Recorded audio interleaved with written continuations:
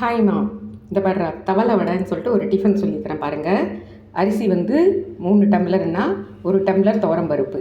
முதல்ல துவரம்பருப்பை மிக்சியில் போட்டுட்டு பவுடர் பண்ணிடணும். அதுக்கப்புறம் அதுலேயே அரிசியை போட்டுடணும். நல்லா ரவை மாதிரி பவுடர் பண்ணிடணும். அதுவும் 1 டம்ளருக்கு 1.25 டம்ளர் தண்ணி வச்சு முதல்ல கொதிக்க வைக்கணும். அதில் சால்ட்டு போட்டுடணும், கொஞ்சம் கடலைப்பருப்பு போட்டுடணும், அவ்வளோதான்.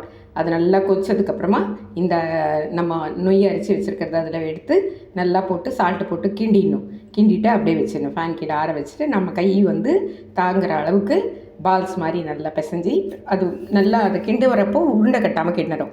அதுக்கப்புறமா பால்ஸ் மாதிரி பண்ணி இந்த மாதிரி தோசைக்கல்லில் 7 போட்டு அதை வந்து எண்ணெய் விட்டுட்டு மூடி வச்சுட்டு அது மேலே மூடி வச்சுட்டு அதுக்கப்புறமா தோசைக்கல்ல திருப்பி வந்து இது ரெட்டிஷ் ஆனதுக்கப்புறமா திருப்பி போட்டு திருப்பி ரெட்டிஷ் ஆனதுக்கப்புறமா எடுத்து சாப்பிட்ணும். அவ்வளோதான். அதுக்கு தொட்டுக்கிறதுக்கு காரம் ஏற்கனவே நிறைய தரம் காரம் சொல்லி கொடுத்துருக்கேன். ஓகேவா?